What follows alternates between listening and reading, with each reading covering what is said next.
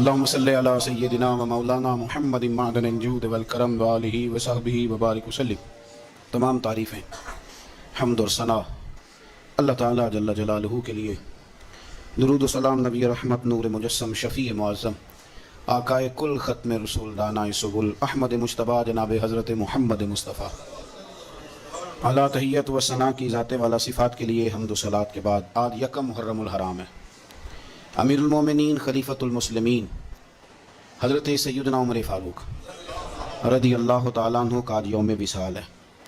حضرت عمر فاروق رضی اللہ تعالیٰ عنہ پر انشاءاللہ بات ہوگی اور ہم کرتے رہتے ہیں، لیکن ایک بات آج شروع میں آپ کی خدمت میں عرض کرنی ہے، اس کو آپ بڑے اچھے طریقے سے سمجھ لیں۔ اعلیٰ حضرت فاضل بریلوی رحمۃ اللہ تعالیٰ علیہ سے کسی بندے نے مسئلہ پوچھا، یہ میرے سامنے فتاوی رضویہ شریف پڑھا ہے، اس کی 10ویں جلد ہے اور صفحہ نمبر 105 ہے۔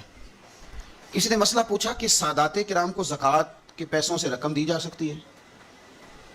سادات کو، ظاہر ہے اس نے اعلیٰ حضرت کے زمانے میں پوچھا مسئلہ کہ آج کل جو سادات ہیں ان کو زکوٰۃ کے ساتھ ان کی مدد کی جا سکتی ہے؟ تو اعلیٰ حضرت نے اس کا جواب لکھا تفصیل کے ساتھ، چاہیے تھا بس اس کا جواب دے دیتے کہ نہیں دی جا سکتی، لیکن صفحہ نمبر 105 پر فرماتے ہیں، سارا جواب دے کے نا پیچھے کہ جائز نہیں، صفحہ نمبر 105 پہ فرماتے ہیں کہ یہ کیا بات ہوئی کہ تم نے ان کو زکوٰۃ ہی دینی ہے؟ فرمایا اس طرح کرو، اپنے خالص مال میں سے جس میں 1 روپیہ بھی حرام کا نہ ہو، خالص مال لو اور عقیدت کے ساتھ جاؤ اور سید کی بارگاہ میں ہدیہ پیش کر کے آؤ۔ سید کی بارگاہ میں ہدیہ پیش، اہل بیت نبوت کا جو پیار ہے وہ ایمان ہے، وہ حسن ہے۔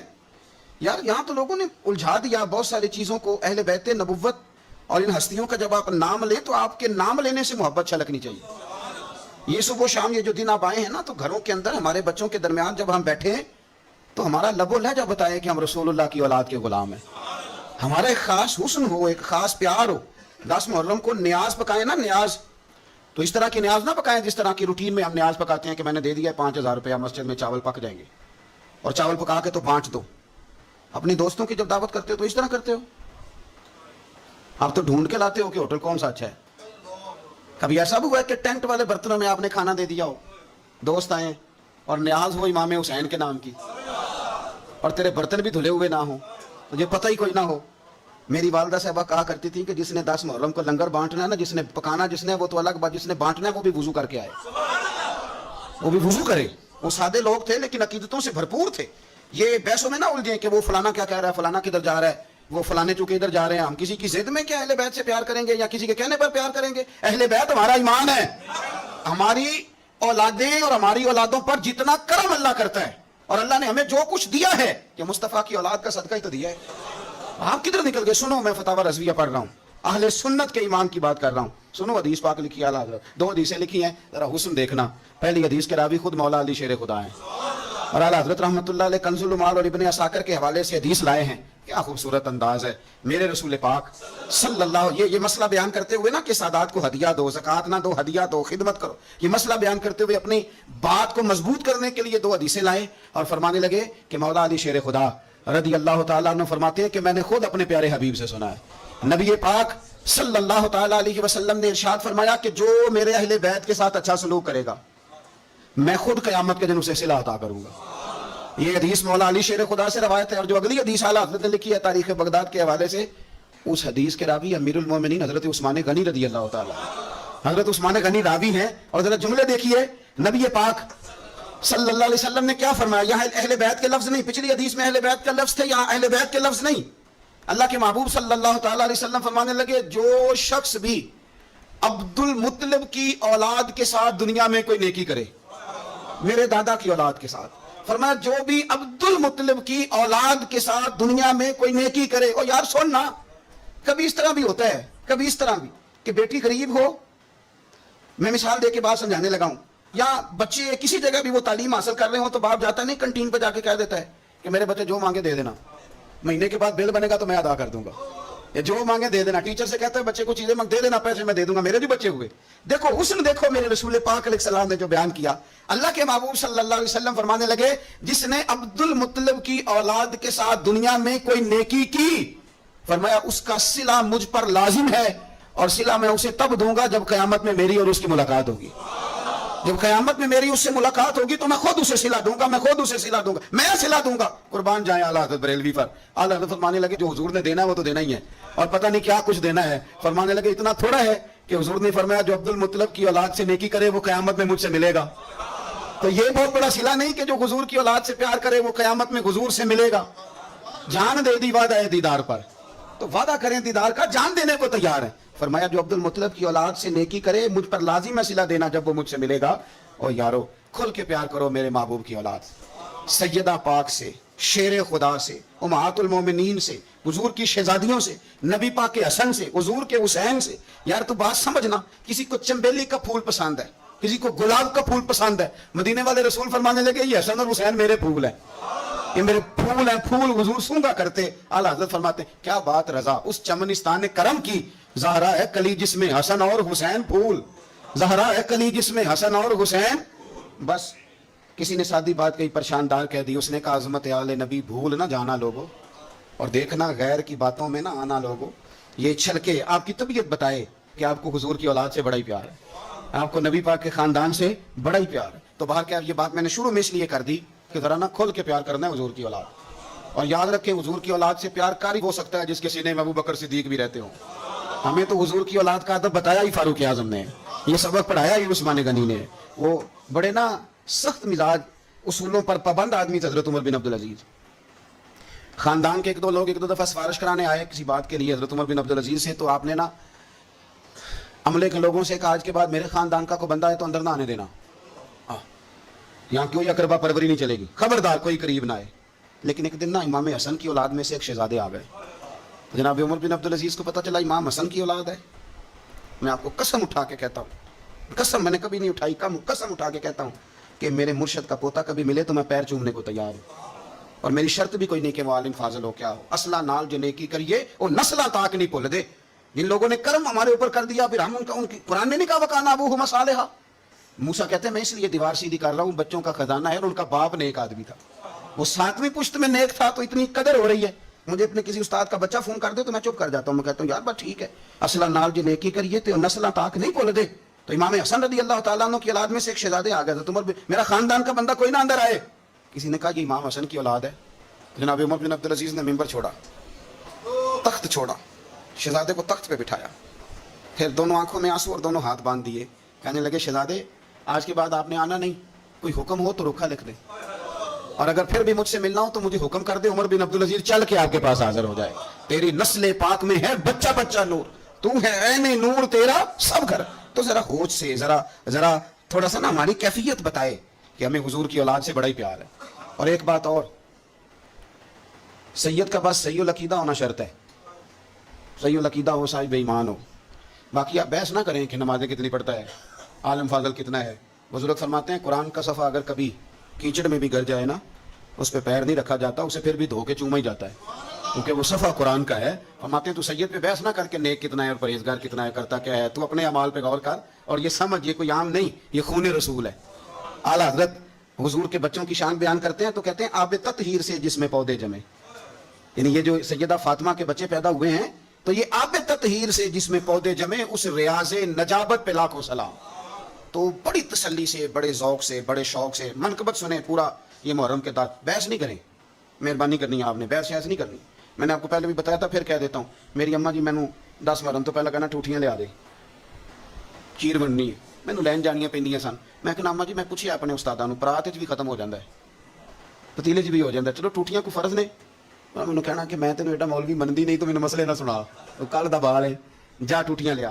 तो 2-3 दर्जन ठूठियाँ मैं ला के देता। मैंने एक दिन पूछ लिया, मैंने कहा अम्मा जी हिकमत क्या है, मेरे साथ बड़ा प्यार था और चले बात दर्द की तरफ चली जाएगी, रुक जाता हूँ, नहीं करता बात। तो मैंने एक दिन पूछ लिया, मैंने कहा अम्मा जी मतलब ठूठियों की हिकमत क्या है। तो कहने लगे पुत्र हुजूर की औलाद के नाम पे किसी को कुछ है देनी और उसे कहना बर्तन वापस करके जा, हसन हुसैन के नाम पे जो दे दिया सो दे दिया, खत्म हो गई बात। अब बर्तन वापस मांगना बस हुजूर की औलाद का सदका है जो कुछ भी है। तो ये उस सादे लोग थे पर उनका ना मकान कच्चे अकीदे पके, मकान कच्चे अकीदे और मकान पके दे नाल बहस, सुबह शाम बहस जितनी मर्जी करा लो। और ऐसे ऐसे भी सियाने बंदे दुनिया में मिले हैं जिनका सियानत के साथ दूर दूर तक कोई रिश्ता नहीं, लेकिन बेचारे अकल में रह गए सारी जिंदगी। इसलिए इकबाल कहा करते थे कि पुख्ता होती है अगर मसलहत अंदेश हो अकल, اور عشق ہو مصلحت اندیش تو ہے خام، ابھی کچا ہے. پختہ ہوتی ہے اگر مصلحت اندیش ہو عقل، عقل پختہ ہوتی ہے اگر حکمت کے ساتھ چلے، اور عشق اگر حکمت دیکھ کے چلے تو ابھی کچا ہے. اور آگے اس کی وجہ بھی اقبال بیان کرتے ہیں اگلے شعر میں، پختہ ہوتی ہے اگر مصلحت اندیش ہو عقل، اور عشق ہو مصلحت اندیش تو ہے خام ابھی، بے خطر کود پڑا آتش نمرود میں عشق، عقل تھی محو تماشائے لبے بام ابھی. عقل تو بھی سوچ رہی تھی کہ جانا چاہیے کہ نہیں جانا چاہیے، تو عشق نے چھلانگ لگا بھی دی تھی. حضرت ابراہیم نے چھلانگ، وہ کہا تھا جبریل امین نے آپ دعائی کر لیں، تو فرمانے لگے اللہ کو نہیں پتا. کہوں تو تب نہ جب اسے پتہ نہ ہو. تو بے خطر کود. بہرحال دل میرا کہہ رہا ہے ادھر ہی رہ جاؤں، پر بات حضرت عمر کی کرنی ہے نا. حضرت فاروق اعظم جو ہے نا، حضرت عمر فاروق مسلمانوں اور مومنین کے لیڈر تو ہیں، لیکن حضرت عمر فاروق انسانیت کے رہنما ہیں بہت بڑے. حضرت عمر جس ہستی کا نام ہے، اس بندے نے انسانیت کے اصول وضع کیے، انسانیت کے. حضرت فاروق اعظم نے لوگوں کی بھلائی اپنا ذوق بنا لیا تھا، اور قرآن مجید نے کہا جو ایمان لانے کے بعد اچھے عمل کرے یہی ساری مخلوق سے بہتر لوگ. ان الذین آمنوا وعملوا الصالحات اولئک هم خیر البریہ.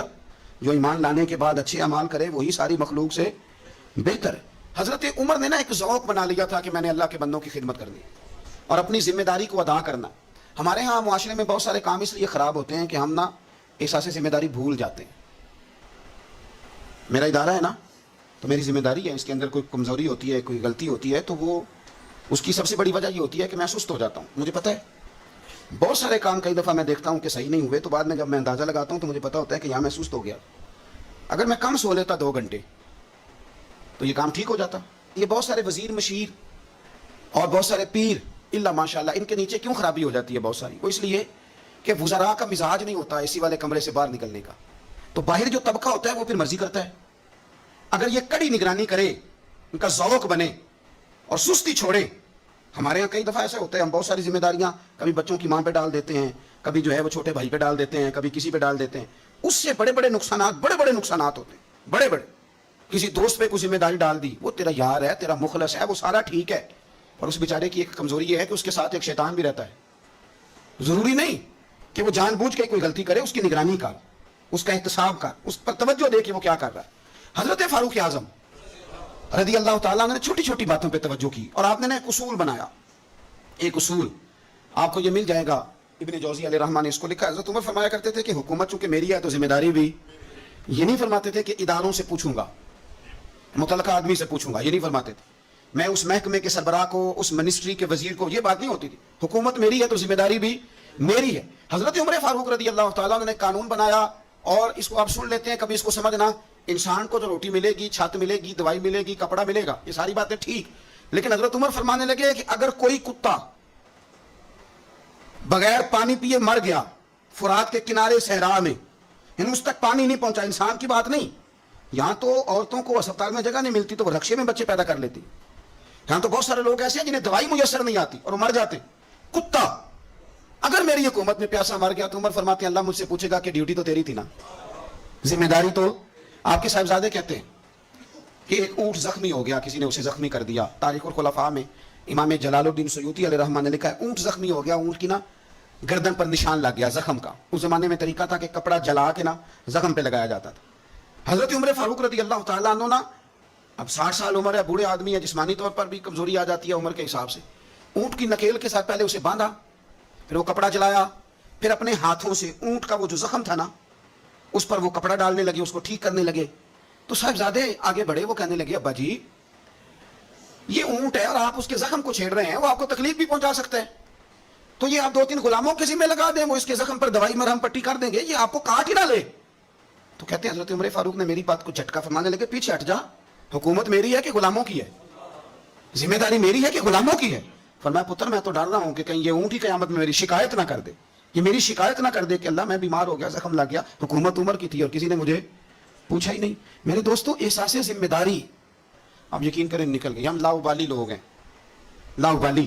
میں کبھی سفر کرتا ہوں بہت زیادہ، تو میرے جو ڈرائیور حضرات ہوتے ہیں وہ میرے ساتھ وقت گزارنا خاصا مشکل کام ہے، اس لیے کہ میں گاڑی مجھے چلانی نہیں آتی پر چلواتا اپنی مرضی کی ہوں.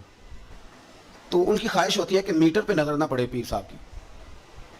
تو میں پچھلی سیٹ پہ بیٹھتا ہوں تو میں اس ترتیب سے بیٹھتا ہوں کہ مجھے پتہ چل جائے کہ میٹر اب کہاں پہنچا ہے، اس لیے کہ مجھے پتہ ہے خدا نہ خواستہ کسی جگہ کوئی معاملہ ہوگا نا اور میں بچوں کو بتاتا رہتا ہوں.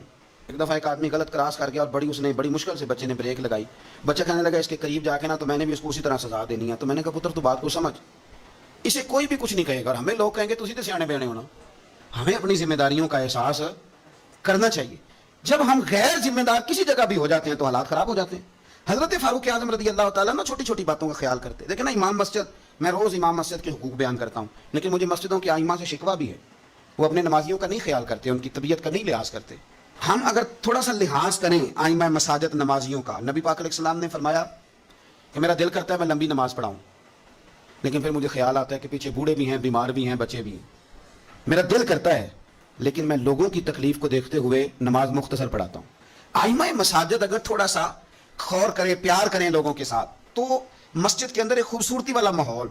یار میرا مطلب ہے کچھ بندے ایسے ہوتے ہیں جو بیچارے غصہ کسی اور کا ہوتا ہے نکالتے مسجد آ کے ہوتے ہیں, تو گھر میں بھی تو دادا ابو کئی دفعہ اس طرح کاری لیتے ہیں نا. تو تھوڑا سا اگر ظرف بڑا ہو, حوصلہ ذرا بڑا ہو, آپ کو ہنسنا آتا ہو. نبی پاک صلی اللہ علیہ وسلم اکیلے بیٹھتے تھے تو متفکر بیٹھتے تھے, اکیلے ہوتے تھے تو سوچتے تھے, اکیلے ہوتے تھے تو سوچتے تھے. میری بات پہ غور کرنا, اکیلے ہوتے تھے تو سوچتے تھے, اور جب لوگوں کے بیچ بیٹھتے تھے تو ہنستے تھے. لوگوں کے بیچ آ کے منہ نہیں بنانا, وہ اکیلے آپ فکر کریں, غور کریں, جو مرضی. اکیلے بیٹھتے تھے تو حضور تفکر کرتے تھے, لوگوں میں آتے تھے تو مسکرا کے آتے تھے. تو حضرت عمر فاروق اب 24 لاکھ مربع میل کا حکمران اور ہزاروں لوگ جس کے پیچھے نماز پڑھیں, وہ ایک ایک بندے کا خیال کرے, ممکن نہیں ہوتا. ایک بڑے جلیل القدر صحابی تھے حضرت سعید بن یربوع رضی اللہ تعالیٰ. حضرت عمر کے زمانے میں نا نابینا ہو گئے. حضرت فاروق اعظم رضی اللہ تعالیٰ عنہ لوگوں سے پوچھا کہ سعید نہیں نظر آ رہا ہے, اس کی عذر ان کی بینائی چلی گئی ہے. جناب عمر گھر گئے, تعزیت کی, آپ کو تکلیف پہنچی, اللہ آپ کا بھلا کرے. آپ ان سے پوچھتے ہیں بھائی یہاں تو کوئی سپاہی چلا جائے نا دنیا سے, تو کوئی صوبائی وزیر یا کوئی افسر آ جائے بس کافی ہے, وزیر اعظم صاحب کے پاس کہاں وقت ہے. وہ کہتے ہیں 2 منسٹر بھیج دیے تھے, بات ختم ہو گئی. حضرت عمر خود گئے, صحابی کی آنکھیں چلی گئی تھی, اور جا کر کے اسے کہنے لگے کہ اب آپ مسجد کیسے آئے جائیں گے. انہوں نے کہا حضور یہ تو میرے لیے بڑی تکلیف والا معاملہ ہے, نابینا ہو گیا ہوں, تنہا تو جا نہیں سکتا, قربان جاؤں سیدنا فاروق اعظم پر. حضرت عمر فاروق رضی اللہ تعالیٰ عنہ نے ایک بندے کی باقاعدہ ڈیوٹی لگائی. فرمانے لگے تیری آج کے بعد ذمہ داری ہے 5 وقت حضرت سعید کا بازو تھامنا ہے, تو انہیں مسجد پہنچانا ہے, اور 5 وقت ان کو گھر لے کے آنا ہے. فرمایا یاد رکھنا, یہ نہ سمجھنا کہ میں آرڈر دے کے بھول جاؤں گا, میں ہر ہفتے تم سے پوچھا بھی کروں گا کہ تم نے سعید کے ساتھ کیا سلوک کیا. تو چھوٹی چھوٹی چیزوں کا فوجی, جیسے کہ میں نے پہلے کہا ہے, وہ سال کے بعد نا کبھی کوئی تقریب ہوتی ہے تو بلا کے نا فوجیوں کے بچوں کو, ان کی ماں کو, تو ایک تمغہ دے دیا جاتا ہے, پھر چھٹی. کبھی کسی نے پوچھا ہے کہ یتیمی میں بچوں کا کیا حال ہوا؟ کبھی کسی نے پوچھا ہے کہ پھر پیچھے کیا حالات ہیں؟ میں کوئی لسٹ نہیں بیان کرتا, لیکن میں ثبوت رکھتا ہوں کہ جن کے لیے ترانے پڑے گئے اور بہت بڑی انٹرنیشنل کانفرنسیں کی گئیں اور میڈیا میں بڑا کچھ دکھایا گیا, ان کے بچوں پر وہ وقت بھی آیا کہ انہوں نے روٹی مانگ کے کھائی. یہ فوٹو سیشن کرانا آسان کام ہے, لیکن ان کا خیال رکھنا یہ مشکل کام ہے. مشکل کام ہے. بھیج دیا کسی کو وزیر کو, جا چیک دیا جا کے شہید کی بیوہ کو, وہ فلاں آدمی پولیس میں شہید ہو گیا, تو وہ بیوہ بعد میں بتا رہی ہے کہ وہ چیک میں نے 5 دفعہ بینک بھیجا, وہ کیش ہی نہیں ہوتا. چونکہ فوٹو تو آ گئی, بات تو ختم ہو گئی. اور آپ کے ملک میں اس طرح بھی ہوا کہ ایک شہید کے لیے سیمینار ہوا, بہت بڑا تمغہ دیا گیا, اس کی والدہ کو بلایا گیا, اور جب تک تو کیمرے چل رہے تھے تو تب تک تو اس کو بڑا اعزاز تھا, ترانہ بھی بج رہا تھا, بندے آنسو بھی بہا رہے تھے. اور جب ختم ہو گیا سارا کچھ, تو پھر اس کی ماں کو نا ایک کونے میں زمین پہ بٹھا کے, وہ ویڈیو آ گئی اس کی, وہ زمین پہ بٹھا کے نا دور اس کی ماں کو, جس کا بیٹا ملت پر, قوم پر, مذہب پر قربان ہوا, اس کو زمین پہ بٹھا کے, تو اس کے ہاتھ میں روٹی پکڑائی گئی, اور چھوٹے سے ایک برتن میں سالن ڈال کے اس کے آگے رکھا گیا. تو وہ دیہاتی عورت, سب لوگ موج سے کھانا کھا رہے ہیں, جو مہمان خصوصی ہیں روٹی کھا رہے ہیں, جو تمغے دینے ہیں, اور جو لینے آئی اس کو وہاں بٹھا دیا. پھر وہ کسی نے ویڈیو بنا کے جب نیٹ پہ ڈال دی, تو پھر کہا گیا کہ ہم نے نوٹس لے لیا ہے. وہ پتہ نہیں کس بلا کا نام ہے, ہم نے نوٹس لے لیا ہے. وہ کیا ہوتا ہے ہمیں تو نہیں پتا, آج تک اس کا کوئی نتیجہ نکلا ہو. کیا نوٹس لیا, کیا بات آئی سامنے, کچھ بھی نہیں. وہ جی پتہ کر رہے ہیں, وہ 2-4 بندوں کی کمیٹی بنا دی ہے, وہ کمیٹی خیال کرے گی. کیا صاحب آپ بات کرتے ہیں. آؤ میں آپ کو نبی پاک علیہ وسلم کے اس شاندار غلام کی بات بتاؤں. صحیح بخاری میں حدیث, صحابہ کہتے ہیں حضرت عمر فاروق رضی اللہ تعالیٰ عنہ کے پاس ایک خاتون روتی ہوئی آئی, کہنے لگی خامد میرا شہید ہو گیا اور 4-5 بیٹیاں چھوڑ گیا, تو گھر میں تو بکری کا کھور بھی نہیں, کوئی چیز نہیں کھانے پینے کے لیے. فاروق اعظم رضی اللہ تعالیٰ عنہ نے کمیٹی نہیں بنائی, چیک نہیں دیا, وہ ایک اچھا سا اور ایک خوبصورت سے پیکج کا اعلان نہیں فرمایا, بلکہ فاروق اعظم نے ایک اچھا تازہ تگڑا اونٹ مال غنیمت کے اونٹوں میں سے لیا, اور 2 بوریاں اپنے ہاتھوں سے اچھے راشن کی بھری, اس کے اندر ڈھیر سارے نگد پیسے بوریوں میں ڈالے, اور وہ دونوں بوریاں اونٹ کے اوپر اپنے ہاتھوں سے, بخاری پڑھ رہا ہوں, ان کی رسیاں باندھی, پھر اس عورت کے ہاتھ وہ لگام تھمائی اور اسے کہا پتر میں نے تجھے اتنا مال دے دیا ہے کہ جب تک یہ ختم ہوگا نا انشاءاللہ تب تک تیرے حالات بھی اللہ بدل دے گا, تیرے دن بدل جائیں گے جب تک یہ ختم ہوگا. وہ خاتون جانے لگی تو آپ فرمانے لگے بیٹا اونٹ نہیں واپس بھیجنا, یہ بھی تیرا ہی ہے, دے دیا تجھے. اب چلے گئی وہ خاتون. تو صحابہ کہتے ہیں ہم نے پوچھا کہ جناب آپ تو بڑے کفایت شعار ہیں, آپ تو بڑی بانٹ کے چیزیں دیتے ہیں, تو آپ نے اس بچی کو اتنا کچھ دے دیا اور بیک وقت دے دیا اور واقعی بہت زیادہ دے دیا اور نقدی پیسے بھی دے دیے. حضرت عمر فرمانے لگے تم نہیں نہ جانتے, میں جانتا ہوں. یہ میرے نبی پاک کے صحابی حضرت خفاف بن ایمان رضی اللہ تعالیٰ عنہ کی صاحبزادی ہے, اور میں نے حدیبیہ کے مقام کے اس کے باپ کو حضور کی خدمت کرتے دیکھا ہے. میں نے انہیں جنگیں لڑتے دیکھا ہے, اس کے باپ کو, اس کے بھائی کو. فرمایا وہ تو بچی آئی ہے تو میں تمہیں کیا بتاؤں, مجھے تو تکلیف شروع ہو گئی ہے کہ اسے آنا کیوں پڑا ہے, خود آگے بڑھ کے میں کیوں خدمت نہیں کر سکا, اسے آنا کیوں پڑا. عزیز دوستو یاد رکھنا, اصلہ نال جو نیکی کریے تے نسلہ تاک. کچھ لوگ ایسے ہوتے ہیں جنہیں قدر ہوتی ہے, وہ قربان کر دیتے ہیں ہر شے, لیکن اصولوں پر کبھی سمجھوتا نہیں کرتے. حضرت سیدنا فاروق اعظم رضی اللہ تعالیٰ عنہ نے اتنا نوازا اس بچے, اور پھر اثار کر کے نوازتے تھے. ہمارا یہ مزاج بن گیا کہ جو شے بھی آئے پہلے میرے گھر آئے, اور لوگ کئی دفعہ گھر بچاتے بچاتے سارا کچھ ضائع کر بیٹھتے, ہر شے, ہر چیز, حتیٰ کہ معاذ اللہ دین ایمان بھی, دعائیں بھی, پیسہ بچ جائے, گھر بچ جائے, باقی جو شے جاتی ہے وہ جائے. لیکن سیدنا فاروق اعظم کا رنگ بڑا انوکھا ہے, انداز بڑا نرالا ہے. ایک جگہ سے نا چادریں آئیں بہت ساری. میرا خیال ہے کہ جو بہترین چیز ہوتی ہے نا وہ لوگ پہلے گھر رکھ لیتے ہیں. یہ قربانیاں ہوئی ہیں نا جی, تو 4 5 رانے جنہوں نے 6 بکرے کیے, وہ پہلے انہوں نے سائڈ پہ کر لی. مجھے ایک سنگی بتانے لگے کہ اس دفعہ آپ کی دعا سے خیر ہوئی ہے, ہم نے مکس کر کے گوشت بانٹا ہے, ورنہ پہلے اسی طرح کرتے تھے کہ جو رانے ہیں نا وہ ساری سائڈ پہ کرو اور باقی پھر اکٹھا کر کے اللہ کے راستے میں دے دو. اللہ کی راہ میں جو دینا ہے, جو اپنی راہ میں دینا ہے اس کا طریقہ, اور اللہ کی راہ میں دینا ہے معاذ اللہ تو اس کا سٹائل اور ہے. فرمانے لگے کہ چادریں آئیں اور بڑی بڑی قیمتی چادریں آئیں, تو فاروق اعظم رضی اللہ تعالیٰ عنہ نے کوئی اس میں تخصیص نہیں کی, 1 2 2 3 3 4 4 بانٹتے رہے. چادریں تھی عورتوں والی. اب جو سب سے نیچے سے چادر نکلی وہ اتفاق سے بڑی شاندار نکل آئی. آخر میں جو رہ گئی نا, صبر کریں تے موتی مل سن, تے ذکر کریں تے ہیرے. یہ صبر کریں تے موتی مل سن, ذکر کریں تے جے پاگلا مانگو رولا پاویں, نہ موتی نہ صبر کریں تے موتی مل سن, ذکر کریں تے. آج کل لوگ شور ڈال کے سارا کچھ کرنا چاہتے. تو چپ کر کے کونے میں بیٹھ جا, تو بیٹھا رہا, تو ڈرنا دے, پوچھنے والا خود ہی تجھ سے پوچھ لے گا تو کدھر سے آیا ہے. وہ ختم ہو گئی بات.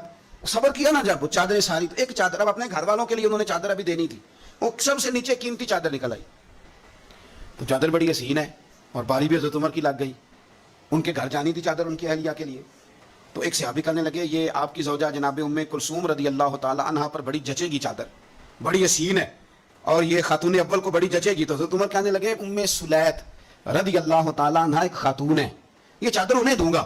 کہا ان کو کیوں دیں گے؟ فرمانے لگے اس لیے کہ احد میں جب بہت سارے لوگ زخمی ہو گئے تھے تو میں نے اس بی بی کو دیکھا تھا مسکیزہ اٹھا کے نبی پاک کے غلاموں کو پانی پلا رہی تھی. تو یہ خوبصورت چادر اس کے حصے میں آئے گی رسول اللہ کے دین کی خدمت کی. وہ حضرت عمر نے بتایا جو حضور کے دین کی خدمت کرتے رہے ہم ان کی خدمت کرتے رہے. فوجیوں کو بھیجتے تھے نا جب آپ جہاد پر, تو پیچھے سے فوجیوں کے گھروں میں جاتے تھے صبح خود. میں پہلے کہہ چکا ہوں کہ یہ نہیں کہتے تھے کہ محکمے والوں کی ڈیوٹی لگا دی ہے, خود جاتے تھے اور فوجیوں کے گھر والوں سے پوچھتے تھے کوئی سبزی تو نہیں منگانی, کہ نہیں حضرت عمر کوئی سودا تو نہیں منگانا. تو وہ خواتین کہتی کہ ہاں زیتون لانے والا ہے, پنیر لانے والی ہے, گھی لانے والا ہے, ستوں کی ضرورت ہے. تو فاروق اعظم نے لسٹ پکڑی ہے. تو بازار میں آتے تو شور مچ جاتا, امیر المومنین آئے. لوگ پوچھتے آپ کیسے آئے؟ فرمانے لگے وہ فوجیوں کے گھروں میں سودا پہنچانا ہے. ایک دفعہ قحط بھی پڑا تھا حضرت عمر کے دور میں, عام الرمادہ اس کو کہتے ہیں, 8 9 مہینے بارش نہیں ہوئی تھی. حضرت عمر فاروق نہ شروع سے زیتون استعمال نہیں کرتے تھے. کچھ بندے کچھ چیزیں نہیں نہ کھا سکتے, ان کا مزاج نہیں ہوتا. میرا بھائی ہے گوشت نہیں کھاتا, میرا ایک بیٹا ہے سوائے گوشت کے کوئی شے نہیں کھاتا. اب یہ فرق ہے, کوئی کچھ کھاتا ہے کوئی کچھ کھاتا ہے. اب اس کا کیا کیا جائے, اپنا اپنا لوگوں کا مزاج ہے. ہمارے سامنے بہت سارے بندے, بہت ساری چیزیں اللہ کے فضل سے ناپسند کوئی شے نہیں, لیکن کچھ چیزیں انسان کی طبیعت پر سوٹ نہیں کرتی, اس سے وہ نہیں کھائی جاتی.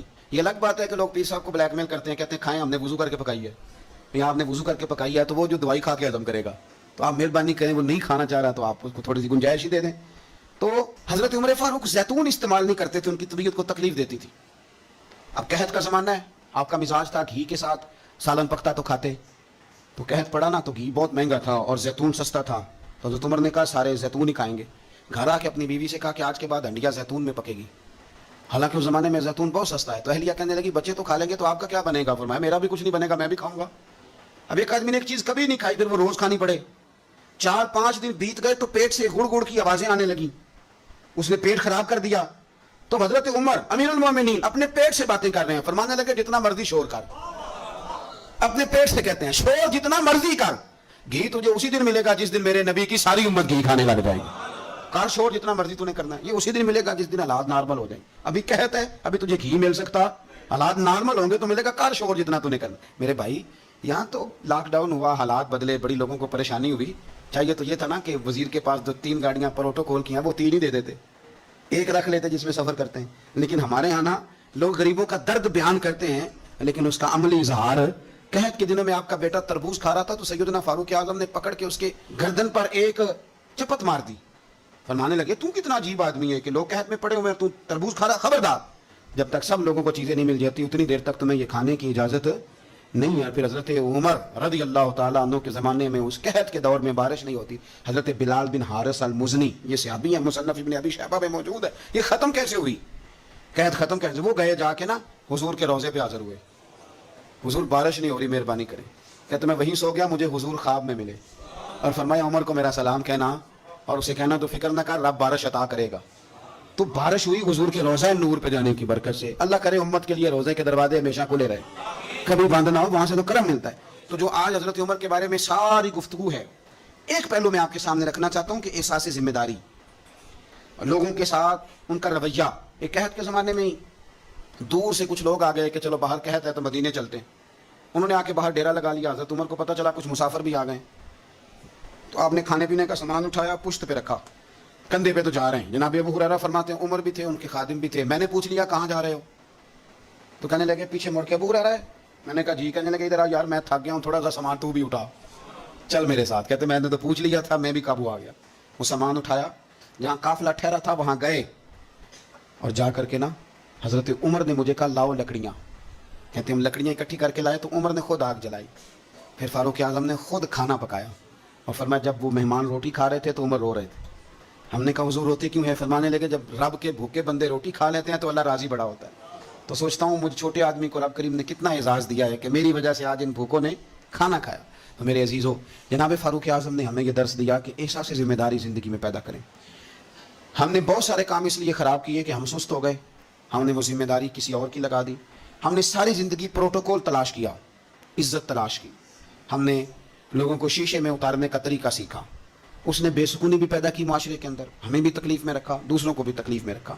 اگر مخدوم بنو گے, خدمت کرانے کا مزاج بناؤ گے تو ساری زندگی تکلیف میں رہو گے. اور اگر خادم بن جاؤ گے تو پھر تو ذہن بن جائے گا کہ میں نے کھلاتے ہی رہنا. حضرت عمر فاروق نے بتایا لوگوں کو کہ قوم کا سربراہ قوم کا خادم ہوتا ہے.